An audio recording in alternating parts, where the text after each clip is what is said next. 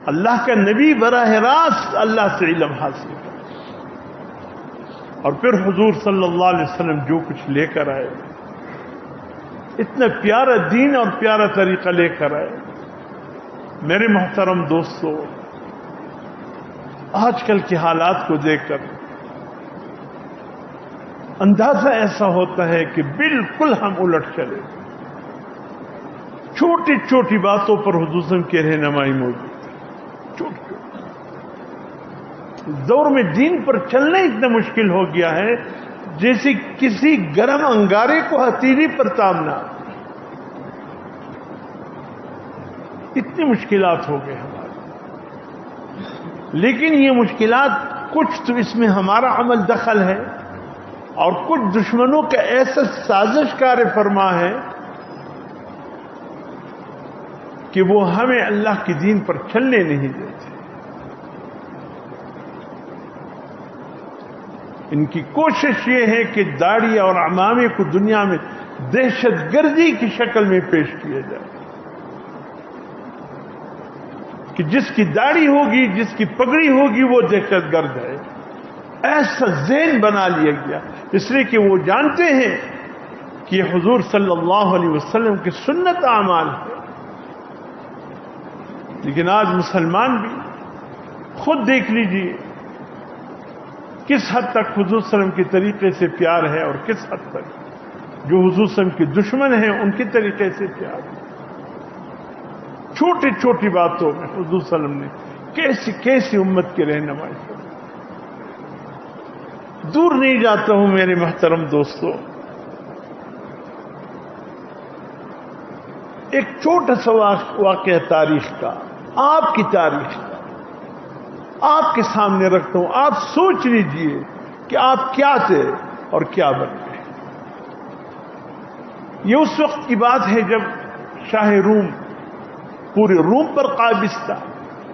کیا فلسطین، شام، مصر، مشرق وسطیٰ کے تمام علاقے اسی کے زیر تسلط تھے۔ حضرت سیدنا عمر بن خطاب رضی اللہ تعالیٰ عنہ کا دور ہے، اور عیسائیوں سے لڑائیاں زوروں پر ہے۔ پے در پے روم کے بادشاہ کو شکست کی خبریں آ رہی ہیں ہر محاذ سے، کہ فلاں علاقہ بھی نکل گیا، فلاں علاقہ بھی نکل گیا، ہمارے ہاتھوں سے مسلمانوں کے زیر تسلط چلا گیا۔ جب یہ اطلاع آئی روم کے بادشاہ کے پاس کہ بیت المقدس بھی ہاتھوں سے نکل گیا، وہ بھی مسلمانوں کے ہاتھوں میں چلا گیا،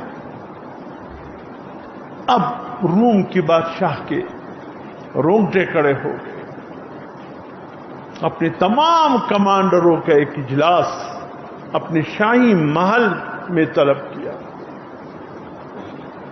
تمام فوجی کمانڈر موجود ہیں ہر محاذ کے۔ ان کے سامنے ایک بات رکھی کہ مجھے بتاؤ تمہارا مقابلہ جس قوم سے ہے وہ کیسی قوم ہے،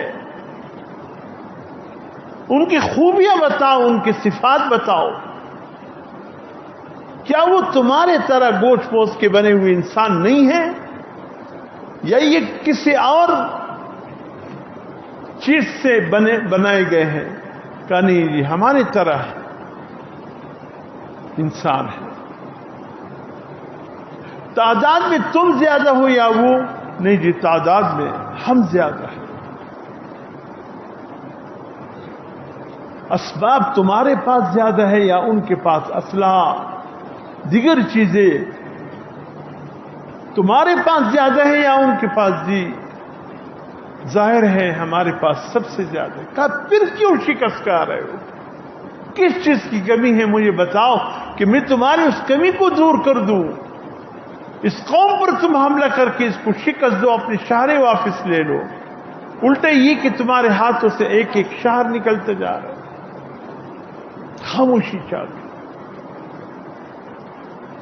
آخر میں ایک فوجی کمانڈر نے کہا اے روم کے بادشاہ اگر جان کی امان پاؤں تو کچھ عرض کروں۔ کہا ہم نے امان دے دی، کہو کیا کہنا۔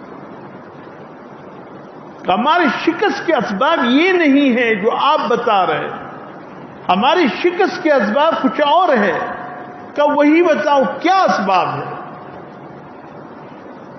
اب اس بوڑھے کمانڈر کی آواز گونجی اس خاموشی میں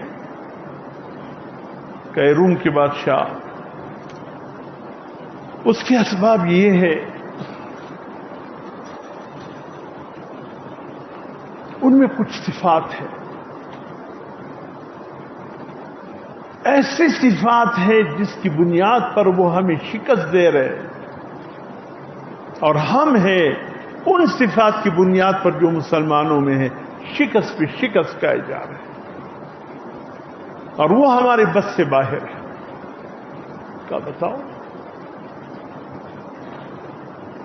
کا پہلی بات تو یہ ہے کہ ان کے پاس ان کا رب کا قرآن کلام موجود ہے جو ان پہ نازل ہوا ہے، ان کے نبی پر نازل ہوا ہے قرآن مجید، وہ صبح شام اس کی تلاوت کرتے ہیں، کوئی لمحہ ان کو جو ملتا ہے اس کی تلاوت سے غافل نہیں ہوتے، وہ رات کو اپنے رب کے حضور سجدے میں پڑے ہوتے ہیں، عاجزی کرتے ہیں، وہ دن کو روزہ رکھتے ہیں، ایک دوسرے کے لیے قربانی، ایثار، مروت، یہ جذبہ ان میں عروج پہ دکھائی دیتا ہے، وہ وعدے کی پاسداری کرتے ہیں، وہ معاہدے کی پاسداری کرتے ہیں، وہ سچ بولتے ہیں چاہے اپنا اور اپنی قبیلے کا نقصان کیوں نہ ہو۔ یہ کچھ عظیم صفات ہے جو ان میں بدرجہ اتم موجود ہے، اور ہم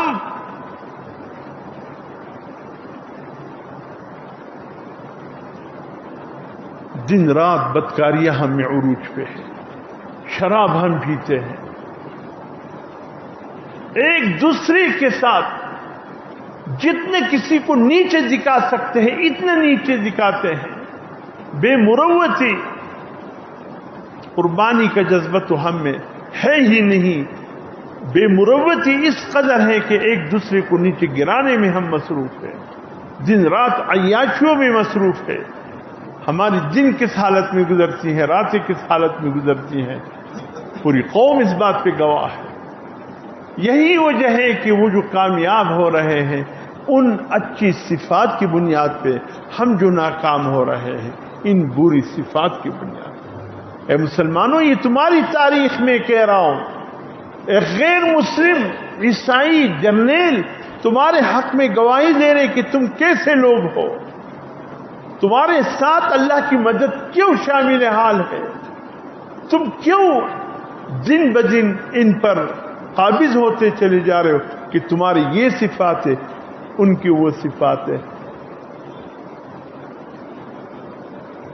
تو روم کے بادشاہ نے اس بوڑھے کمانڈر سے کہا اب مشورہ کیا ہے، ہم کیا کریں؟ کہا بادشاہ سلامت، اس قوم پر حملہ کرنا، اس قوم سے لڑائی کرنا، ان سب کو ترک کر دو، واپس روم چلے جاؤ، ان مسلمانوں کا ہم مقابلہ نہیں کر سکتے۔ کا آخری وقت تھا، عصر کا وقت تھا، سورج غروب ہونے کو تھا، یہ نکلا، دیکھا جولان کی پہاڑیوں پہ چڑھا اور دیکھا شام کی جو بلند پہاڑی ہے اس پہ چڑھ کے یوں دیکھا شام کی طرف، اس کی بلند و بالا میناروں کی طرف، اس کی خوبصورت سنہری کلر کی گنبدوں کی طرف دیکھا اور یوں سلام کر کے کہا اے شام کی سرزمین، اے شام کی خوبصورت گنبدوں اور میناروں، السلام، شاید زندگی میں پھر میری اور تمہاری ملاقات ہو۔ ایسی اللہ کی مدد شامل حال تھی۔